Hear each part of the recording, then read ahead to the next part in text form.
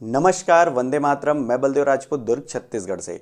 आज हम लोग बात करेंगे बीएससी सेकेंड ईयर के फिजिक्स के फर्स्ट पेपर के बारे में, जिसमें हम यूनिट नंबर थर्ड, फोर्थ और फिफ्थ के इम्पॉर्टेंट क्वेश्चंस के बारे में बात करेंगे। इससे पहले मैं यूनिट नंबर फर्स्ट और सेकेंड के लिए वीडियो बना चुका हूं। इसका जो लिंक है वो आपको डिस्क्रिप्शन में मिल जाएगा। तो चलिए शुरू करते हैं आज का टॉपिक बिना किसी देरी के।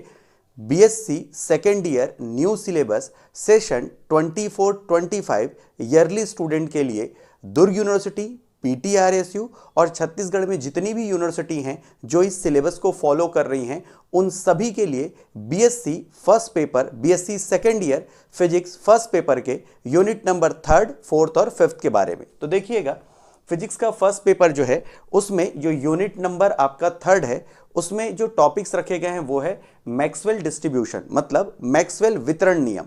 ये काफ़ी इंपॉर्टेंट क्वेश्चन है। इसके अंतर्गत स्पीड के लिए, वेलोसिटी के लिए एक्सपेरिमेंटल वेरिफिकेशन, मतलब आपके गति के लिए, गति की जगह आप चाल यूज करें तो ज़्यादा अच्छा रहेगा।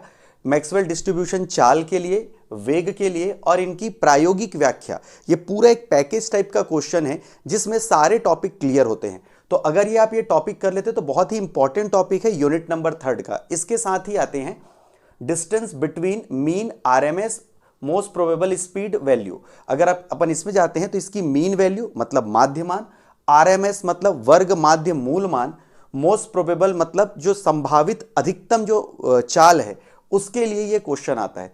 तो आपको देखने से ये सारे अलग अलग टॉपिक्स लग रहे होंगे, बट अगर आप बनाना चालू करें तो ये पूरा एक ही टॉपिक आता है जो काफी बड़ा बनता है। कई बार क्वेश्चंस में अलग अलग तोड़ के इसको पूछता है, जैसे पहले कभी इसको पूछ दिया, कभी स्पीड के लिए मतलब चाल के लिए आपको सूत्र पूछ देगा, कभी वेग के लिए सूत्र पूछ देगा, कभी इसका एक्सपेरिमेंटल वेरिफिकेशन पूछ देगा माफ कीजिएगा, डिस्ट्रीब्यूशन पूछ देगा, मीन वैल्यू पूछ देगा, आरएमएस पूछ देगा।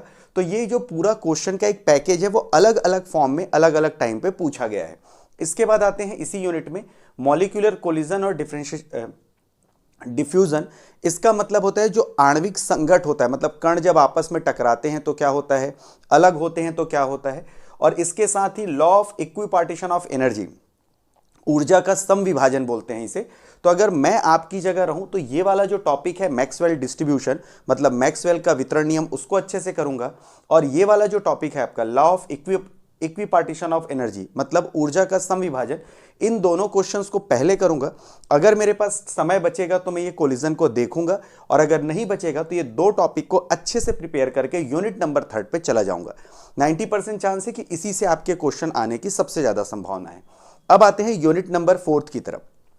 यूनिट नंबर फोर्थ में अगर आप ध्यान देंगे तो ये थ्योरी और डेरिवेशन का मिक्स है। अगर आप थ्योरी को अच्छे से समझ जाएंगे तो आप डेरिवेशन बना पाएंगे। जैसे कि ब्लैक बॉडी रेडिएशन, मतलब कृष्ण पिंड वर्णक्रम, या जो आपका विकिरण है उसके बारे में रहता है। जब आप ब्लैक बॉडी स्पेक्ट्रम को पढ़ेंगे तो जब आप उसका पूरा एक्सप्लेनेशन देखेंगे तो उसके अंतर्गत आपको स्पेक्ट्रल डिस्ट्रीब्यूशन, मतलब वर्णक्रम वितरण, कॉन्सेप्ट ऑफ एनर्जी, जो आपका ऊर्जा का जो सिद्धांत है वो, इसके साथ ही जब आप ये दोनों टॉपिक पढ़ेंगे तो ये पूरी थ्योरी जब कंप्लीट करेंगे तो इस थ्योरी से ही कुछ कंक्लूजन निकल के आते हैं जिसे अलग अलग व्यक्तियों ने दिया था। जैसे पहले व्यक्ति थे Stefan Boltzmann law, Stefan Boltzmann का नियम, न्यूटन्स लॉ, न्यूटन का नियम, इसके कूलिंग इफेक्ट के बारे में, कूलिंग, स्टीफन्स बोल्ट्जमैन लॉ, ये सारा जो कुछ है, जैसे स्टीफन्स लॉ हो गया, न्यूटन्स लॉ हो गया, स्टीफन बोल्ट्जमैन लॉ हो गया, विन्स लॉ हो गया। ठीक है, विन्स लॉ के बाद विन्स डिस्प्लेसमेंट लॉ, रेले जीन्स लॉ और प्लांक डिस्ट्रीब्यूशन लॉ। अगर आप ध्यान से देखें तो ये जो सारे कॉन्सेप्ट हैं वो सिर्फ एक बेसिक कॉन्सेप्ट, मतलब ब्लैक बॉडी रेडिएशन से लिए गए हैं। ब्लैक बॉडी रेडिएशन और स्पेक्ट्रम को पहले आप अच्छे से पढ़ें, उसके बाद आप बोल्ट्जमैन स्टीफन लॉ कर ले, न्यूटन्स लॉ कर ले, आपका विन्स डिस्प्लेसमेंट लॉ कर ले, रेले जीन्स लॉ कर ले, और प्लांक रेडिएशन लॉ, मतलब प्लांक विकिरण नियम जो है उसे कर ले। तो जहां जहां पर भी मैंने हैशटैग लगाया हुआ है, जैसे कि ये पहला टॉपिक हो गया, ये दूसरा हो गया, ये तीसरा हो गया, ये चौथा हो गया, ये पांचवा और ये 6, अगर आप ये 6 टॉपिक अच्छे से कर लेते हैं तो बहुत ज़्यादा चांस है कि इसी से ही क्वेश्चन पूछेगा। कभी भी आप जब इन लॉस को पढ़ेंगे तो सबसे पहले ब्लैक बॉडी स्पेक्ट्रम को आप अच्छे से पढ़ना, या ब्लैक बॉडी रेडिएशन को आप अच्छे से पढ़ना। अगर आप उसको ध्यान से समझ गए तो जितने भी टॉपिक मैंने टिक लगाए हैं वो आपको आराम से समझ में आएंगे। अगर आपको ब्लैक बॉडी रेडिएशन समझ में नहीं आ रहा है तो उस कंडीशन पे इनको बना पाना पॉसिबल नहीं होगा। कुछ डेरिवेशन काफ़ी बड़े हैं, फॉर एग्जांपल बोल्ट्जमैन का लॉ हो गया, विन्स लॉ हो गया, ये थोड़े बड़े जाते हैं। तो आप कोशिश ये कीजिएगा कि जितना आपसे डेरिवेशन सॉल्व हो उतना कर लें और थ्योरी वाले पार्ट को अच्छे से एक्सप्लेन करें, ताकि जब आप एक आंसर लिखें तो जो चेक करने वाला है वो कम से कम थ्योरी के मार्क्स आपको दे दे। जैसे विन्स डिस्प्लेसमेंट लॉ थोड़ा सा बड़ा बनता है, रेले जीन्स का नियम है वो भी थोड़ा बड़ा बनता है, बट प्लांक्स लॉ हो गया, मैक्सवेल बोल्ट्जमैन हो गया, ये आसानी से बन जाता है। तो जो जिनमें डेरिवेशन ज़्यादा है, थ्योरी कम है, उनमें डेरिवेशंस को अच्छे से पढ़ ले। थ्योरी को अगर आप आगे पीछे भी अगर लिख देंगे तो भी थोड़ा थोड़ा आपको नंबर मिल जाता है। अब आते हैं यूनिट नंबर 5 की तरफ। ये मेरा सबसे ज़्यादा फेवरेट यूनिट है क्योंकि मालूम इसमें मेहनत बहुत कम है। जैसे कि Boltzmann canonical distribution law, Boltzmann का कैनोनिकल का वितरण नियम इसे बोला जाता है। अब ये एक टॉपिक है जिसमें आप कर सकते हैं, ये डेरिवेटिव टाइप क्वेश्चन है, मतलब मैथमेटिकल कैलकुलेशन ज़्यादा है, तो जो भी मैथ्स वाले बच्चे हैं उसको आसानी से बना लेंगे। इसके बाद आता है मैक्सवेल बोल्ट्जमैन डिस्ट्रीब्यूशन लॉ, जिसे क्लासिकल थ्योरी या चिरसम्मत सिद्धांत भी कहते हैं। और क्वांटम थ्योरी के अंतर्गत दो आते हैं, एक आता है Fermi Dirac distribution law, Fermi Dirac वितरण नियम, दूसरा आता है बोस आइंस्टीन वितरण नियम।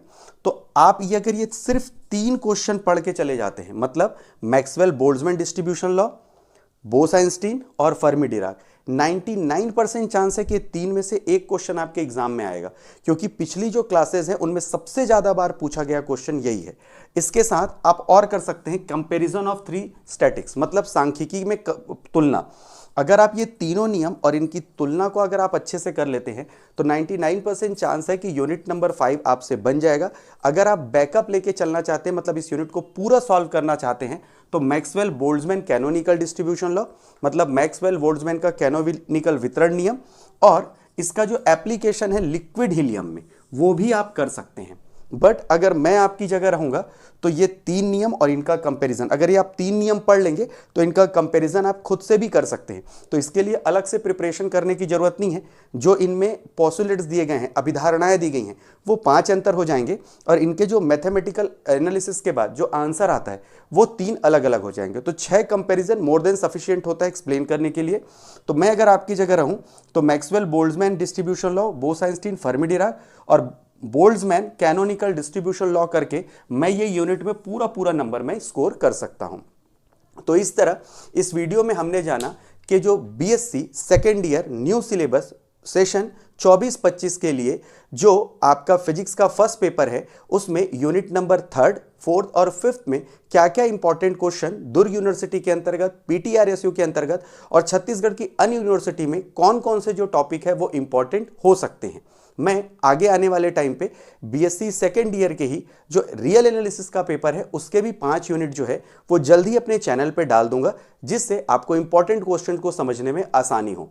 इसी तरह की वीडियोस को देखने के लिए आप मेरे चैनल को सब्सक्राइब भी कर सकते हैं। तो मिलते हैं अगले वीडियो में, तब तक के लिए जय हिंद, वंदे मातरम।